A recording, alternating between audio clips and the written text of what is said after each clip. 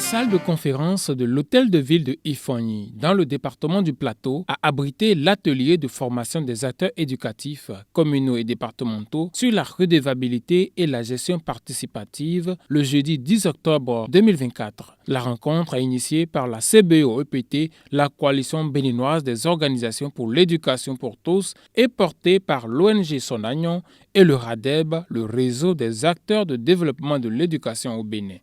Au sein du système éducatif, la plupart des parents, pour eux, seuls les enseignants ont la responsabilité de suivre les enfants, sans savoir qu'au sein du système, tous les acteurs doivent jouer leur rôle, y compris les parents, les ONG, les autorités locales et autres, pour que l'éducation soit véritablement une base de développement. Pour y arriver, c'est qu'il faudra que les détenteurs de pouvoir, on puisse les habituer à les interroger, à les interpeller sur les engagements qui ont été pris. Et c'est tout le sens de notre retrouvaille ici, car il s'agit de parler de la gestion participative de l'école pour davantage nous impliquer, nous tous, dans la bonne gestion de nos écoles, que chacun joue son rôle. Et en même temps, lorsqu'on a joué le rôle, qu'on puisse avoir des occasions, des cas d'échange pour nous interroger sur le respect des engagements des autorités. Et ça appelle évidemment la question de la redevabilité, qui est une question de responsabilité, qui est une question de reddition de comptes.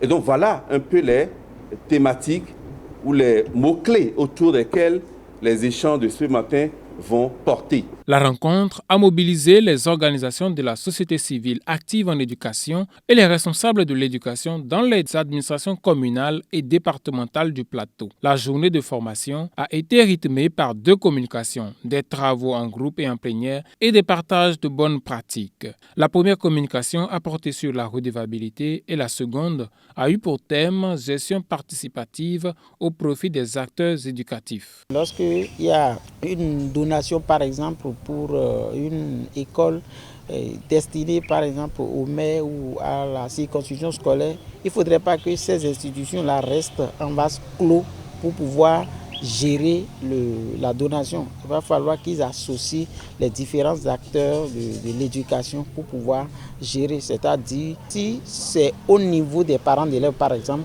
il va falloir qu'ils associent les autorités, les enseignants, les apprenants eux-mêmes, puisqu'ils sont les bénéficiaires pour pouvoir décider de comment gérer cette donation. Donc, ma communication a été essentiellement pour dire aux gens comment intégrer les pratiques de gestion participative dans le développement de l'éducation. Au terme des travaux, des recommandations ont été formulées, un plan d'action et une feuille de route ont été élaborés pour des actions futures en faveur de l'égalité genre et l'inclusion, d'une part. D'autre part, les acteurs ont pris de nouvelles résolutions pour l'ancrage des pratiques de redevabilité et de gestion participative dans les organisations de la société civile et les administrations communales et départementales. En termes de recommandations, il s'agira de réfléchir sur une idée de plaidoyer en faveur du genre et de l'inclusion sociale.